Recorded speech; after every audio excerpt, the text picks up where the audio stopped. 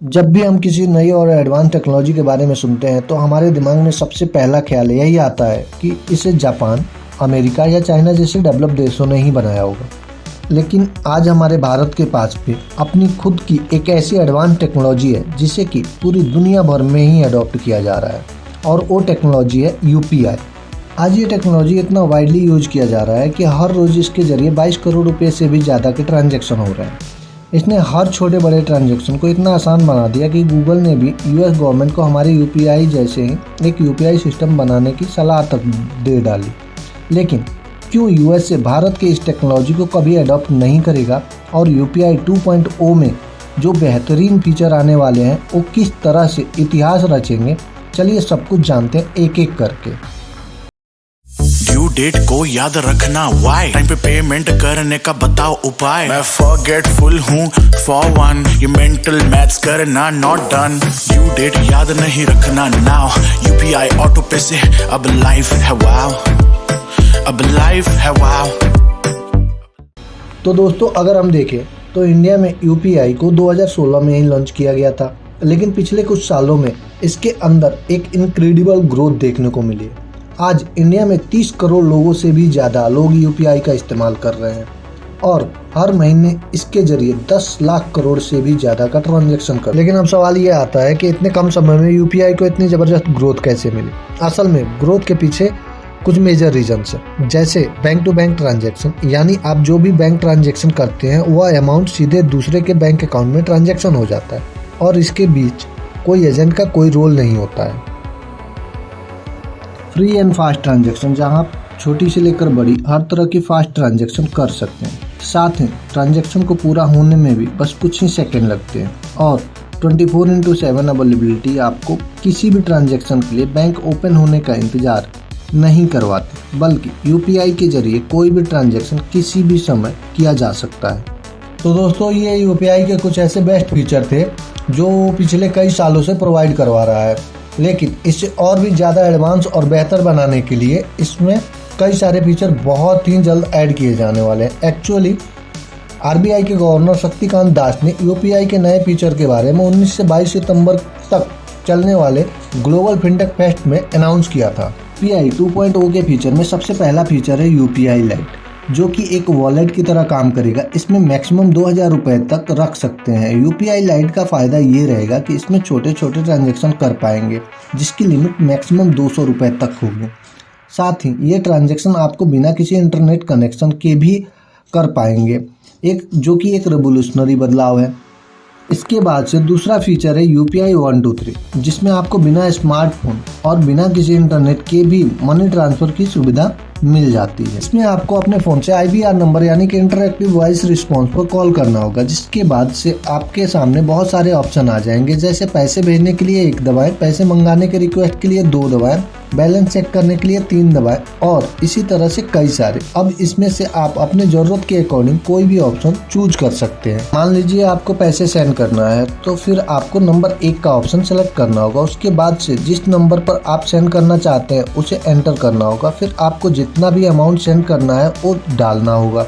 इसके बाद पेमेंट को वेरीफाई करने के लिए आपको उससे यूपीआई पिन डालने के लिए कहा जाएगा, और इस तरह से आपको पेमेंट पिन इंटर करने के बाद आपकी पेमेंट सक्सेस हो जाएगी। दोस्तों ये प्रोसेस इतना आसान है कि कोई भी गांव का अनपढ़ आदमी भी इसका बेहद आसानी से यूज कर सकता है। खैर चलिए अब बढ़ते हैं यूपीआई 2.0 के तीसरे फीचर की ओर, जो कि है यूपीआई प्लस क्रेडिट कार्ड। यानी कि अब ऐसा सिस्टम आने वाला है कि हम यूपीआई को क्रेडिट कार्ड से सीधे जोड़ सकते हैं। असल में हमें यूपीआई से सिर्फ डेबिट कार्ड और बैंक को ही जोड़ने की सुविधा मिलती थी, लेकिन UPI plus credit card feature में क्रेडिट कार्ड ट्रांजैक्शन को हद से ज़्यादा आसान बना देगा। तो दोस्तों ये थे यूपीआई के कुछ बेहतरीन और एडवांस फीचर, जिन्हें देखने के बाद बहुत से देशों ने अपनाने का फैसला किया है, और इसके लिए कई देशों ने NPCI यानी कि national payment corporation of India के साथ कॉन्ट्रैक्ट भी साइन किए हैं। NPCI के अकॉर्डिंग आने वाले दिनों में France, Belgium, Luxembourg, Switzerland and Netherlands में यूपीआई सिस्टम की फैसिलिटी अवेलेबल हो जाएगी।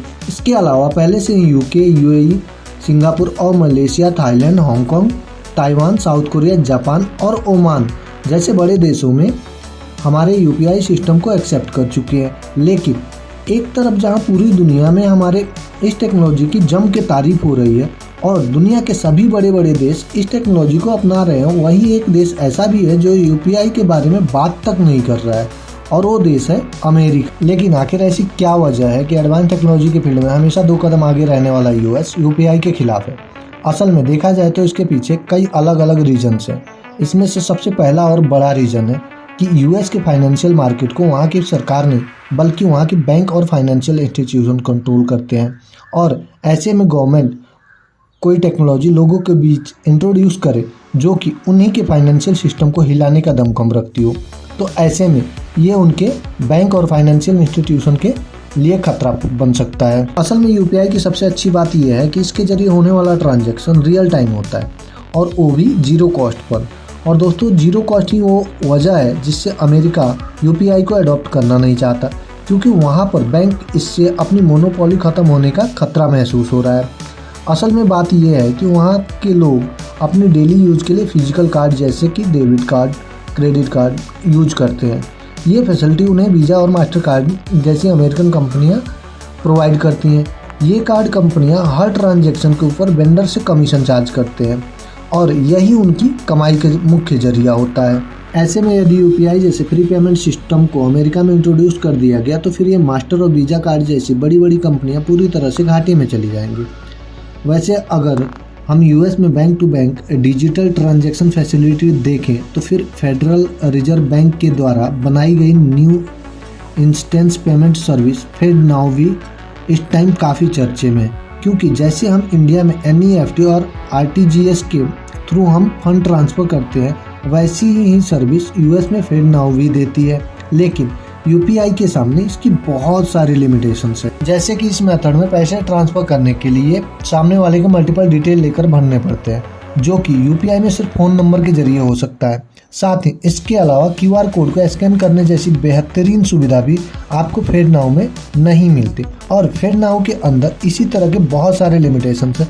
इसके अलावा अमेरिका के द्वारा यूपीआई को न अपनाने का बड़ा रीज़न ये भी है कि यूपीआई एक ओपन सोर्स प्लेटफॉर्म है, जिसका मतलब ये है कि बैंक चाहे बड़ा हो या छोटा, वो बेहद ही आसानी से खुद को यूपीआई पे रजिस्टर कर सकता है। यानी कि यूपीआई को अगर यूएस में अवेलेबल करा दिया गया तो फिर वहाँ पे सभी बैंक की ऑनलाइन पेमेंट फैसिलिटी एक हो जाएगी। इन अदर वर्ड, छोटे और बड़े बैंक की सर्विस में कोई फ़र्क रहेगा ही नहीं। ऐसे में JP Morgan chase, bank of America, city group जैसे बड़े अमेरिकन बैंक को ये डर है कि अगर यूपीआई को वहाँ पर आ गया तो लोग इन बड़े बैंक की जगह पर अपने लोकल बैंक में ही अकाउंट खोलना ज़्यादा प्रेफर करेंगे, और अगर ऐसा हो गया तो बैंक को बहुत बड़ा नुकसान हो जाएगा, जो कि वो लोग बिल्कुल नहीं चाहते। दोस्तों, यूपीआई डिजिटल ट्रांजैक्शन के लिए एक बेहतरीन ऑप्शन है, जिससे कि पूरी दुनिया के लोगों को ही फ़ायदा हो रहा है, लेकिन सिर्फ कुछ बड़ी कंपनी के फ़ायदे के लिए या फिर उनके दबाव में आकर यूएस अपनाने से कतरा रहा है। अब आने वाले समय में अमेरिका हमारे इस टेक्नोलॉजी को अपनाता है या नहीं, या फिर इसके ही जैसे नए ऑनलाइन ट्रांजैक्शन सिस्टम को वो खुद डेवलप करता है, ये देखना वाकई बहुत दिलचस्प होगा। बाकी इस वीडियो में बस इतना ही था। आपका बहुमूल्य समय देने के लिए बहुत बहुत धन्यवाद। ऐसी ही देश और दुनिया की तमाम इंटरेस्टिंग खबर देखने के लिए हमारे चैनल को सब्सक्राइब करना न भूलें, और यदि वीडियो पसंद आया हो तो वीडियो को लाइक करें और अपने विचार कमेंट के जरिए हम तक पहुँचाएँ। जय हिंद।